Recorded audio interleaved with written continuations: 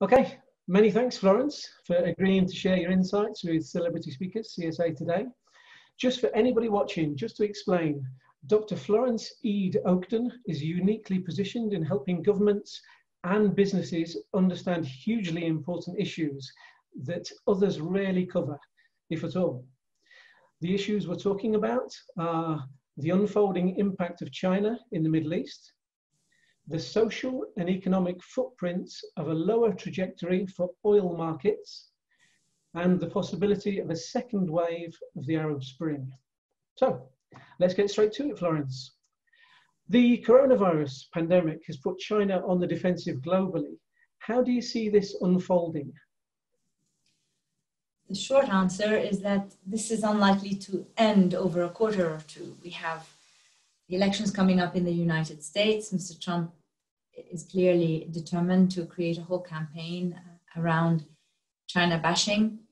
Whether one agrees with China's reaction to the pandemic or not is a whole different discussion here. But in reaction to that, I can see the Democratic candidate Biden having to do something similar. We have Europe teetering on the verge of stagflation. We have some major emerging markets like Brazil suffering at all levels from the consequences of the pandemic. The international community is upset with China today, and populism could easily rear its ugly head again on the back of economic weakness in the OECD economies. Additionally, in my view, the hostile exchange of words over Hong Kong crystallizes the emergent new Cold War between the US and China. The deal on trade between the US and China is pretty much dead in the water, and without it, the world will recover a lot more slowly. But beyond the pandemic, China will need to square the circle of how it will manage its growing influence in the world, including through the Belt and Road Initiative, in a world where democratic values are quite prevalent, not always very well practiced, but prevalent nevertheless, and where people have fought hard to achieve and live by such values, including in the Middle East. Its relationship with Australia today, for example, is a case in point. Now, will we see a rolling back or limiting of the Belt and Road Initiative? For example, Italy is under scrutiny today for the Trieste port investment. It is the only large Western European country that has officially signed up to BRI. Now, for the Middle East, the relationship with China is key. If you look at the slide we've put up,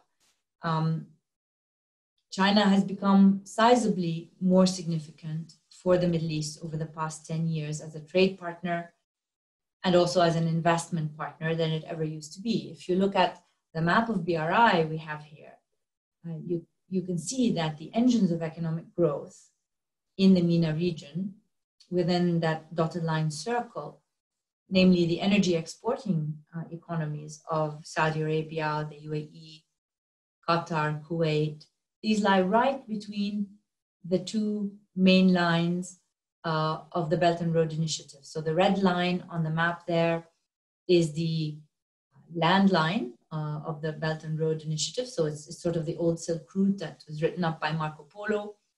And the blue line is the new maritime route that the Chinese have charted, partly to help them gain influence in the South China Seas and to gain access up through two fairly significant ports in the Arab world. One is Bab el-Mandeb, which is right on the southern tip of Yemen, up from the Horn of Africa.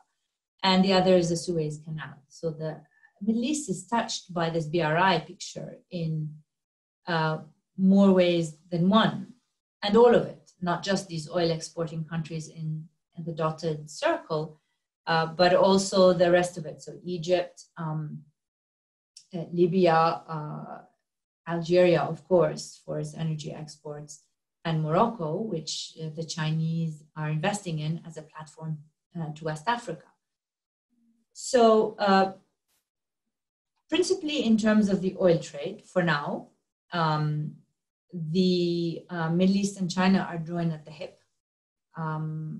China is the biggest client for the oil exporters of the region, and the Middle Eastern oil exporters are its largest source of energy. At the same time, however, this trade is becoming diversified. So Chinese foreign direct investment into the region is a welcome, relatively recent phenomenon. And in particular, as Western foreign direct investment declines and as the MENA region's demand for foreign direct investment has become more pressing than ever, partly in order to avert a return to the worst consequences of what the world heard about when the Arab Spring took place. So the region is in need of investment. China is available to offer investment through its Belt and Road Initiative and otherwise. The region lies on a fault line, essentially. It's a political fault line of sorts between the Western and Eastern political hemispheres. It lies on the westernmost edge of Asia, and its traditional backers have been the West, principally the United States, since the discovery of oil. So we at Arabia Monitor spend a lot of time tracking and analyzing data on the impact of this picture on oil markets, on the geopolitics in the Middle East, and on the possibility of further waves of refugees spilling into Europe if the region becomes even more unstable. The headlines about Libya these days are illustrative of the significance of the stability of the MENA region for the world. Arabia Monitor is the only think tank that specializes in the Belt and Road Initiative as it impacts the Middle East and North Africa. We publish in Chinese every day. And when China reads about the Arab world, it reads about developments in the Arab world through our analysis. And as I said, in Chinese. So we're quite unique in this offering. Fantastic, very good. So you mentioned oil. When it comes to the oil market, how is MENA dealing with the collapse of prices? So just to give you a bit of background on this, the MENA region has gone through some boom and bust scenarios with respect to oil, of course. And so the last oil market boom, which started around 2005 and lasted until just into the first year of the financial crisis, that resulted in a phenomenon that we call growth diversion within the MENA region. So this phenomenon resulted in MENA oil exporters growing at rates much more rapid than MENA oil importers. And so the oil market boom resulted in a situation where the region was able to balance itself out in terms of foreign direct investment in a significant way. The implications of all of that appear in the chart we've just put up. If you take a look at the blue bars that are on the positive side of the axis, you see that the average fiscal balance for countries like Kuwait, Oman, Qatar, Saudi Arabia, UAE, during the period 2005 to 2015 was very much in positive territory and very, very comfortable. I mean, fiscal surpluses of close to 30% for a country like Kuwait, or around 12% for a country like Qatar, 9% on average for a country like Saudi Arabia. These are major fiscal surpluses that other countries dreamed about. During that period, the oil importers of the region were less comfortable fiscally, but growing at slower rates. Now, why was this important? This was important because half of the foreign direct investment that came into economies like Egypt has traditionally come from the oil exporters. And during times when the oil exporters are comfortable, the recipients of FDI from these countries are also comfortable. So Egypt, Tunisia, Morocco, Lebanon, Jordan, these are countries that receive quite a lot of investment, half of their FDI from the Gulf states, from the oil exporters of the region, when the oil exporters are comfortable. And in addition to that, this had an impact on geopolitics because many of the regional conflicts and pressure points used to be sorted with oil exporter donations. Now things have changed. Now the music has stopped in terms of petrodollar flows, and the music has stopped before some of the economies and political systems came of age in the region. I mean, when I say came of age, I mean came of age in terms of diversification and in terms of political savvy to manage regional complexities. So today the region is mired in more conflicts than ever before. And so we have a new round of instability and potentially some major delays in the implementation of the various big developmental visions and the mega projects of the countries in the region. The geopolitics have become more complex, and this of course has implications for neighboring areas like Turkey and Europe in terms of migrant and refugee flows. Certainly in terms of Turkey's implication in Libya today, and it has implications for oil markets. Whether they play ball or not in oil markets. I mean, you saw the shock a couple of months ago when the OPEC Plus agreement essentially fell apart overnight when no one expected it to. So this change in circumstances has major impact on the world. Yeah, very noticeable, yeah. Question about the Arab Spring. That was once a source of great turmoil and dashed aspirations. So do you see the pandemic leading to a second upheaval? So today all bets are off. And in my view, stability is highly reliant on how the oil exporters manage during this lower for longer oil price cycle and how well they manage the regional politics. Also, let's not forget, as I implied a moment ago, they are the engines of growth in the region.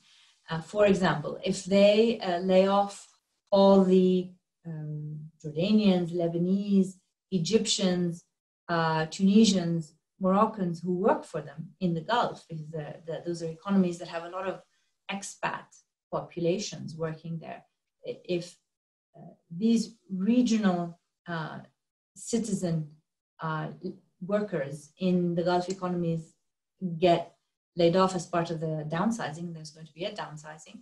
This contributes to a second round effect in the oil importing countries of the MENA region, such as Morocco, Tunisia, Egypt, Jordan, Lebanon, etc. So there are big questions regarding how the large economies that are engines of growth in the region navigate the current downturn. And remember, the Arab Spring began in a remote village in a small country, Tunisia, that used to be the poster child of economic management for the multilateral organizations such as the World Bank and the IMF. And the Arab Spring began there on the back of a couple of quarters of a slowdown in Europe. Why? Because Tunisia used to be highly, highly dependent for its exports on Europe and continues to be, and on tourism from Europe. And growth in Europe ground to a halt. An explosive mix of what used to be considered a great thing, high level of education in Tunisia, but mixed with also a high level of underemployment. So you had a lot of engineers working as taxi drivers. That explosive mix led to the beginning of the Arab Spring. Now, these elements in the economies of the Middle East and North Africa haven't gone away. They've not been resolved, these sorts of variables. And so today, it's a delicate balance between managing the situation at hand and preventing further street action that could lead to more serious turbulence. I'd like to add that as a think tank, we at Arabia Monitor track these very delicate geopolitical questions very carefully. And we have the luxury of being able to track them from a completely independent point of view, because we are based in London and we aren't funded by any Arab government, nor do we receive any donations from anywhere in the Arab world. Therefore, our view on the region is completely independent. Yeah, let's hope it doesn't escalate. Well, fantastic. Many thanks, Florence. That was brilliant for your thoughts and your input on these crucial issues. If anybody would like any further input from Florence, please do let us know. But thank you very much for your time today. Thank you.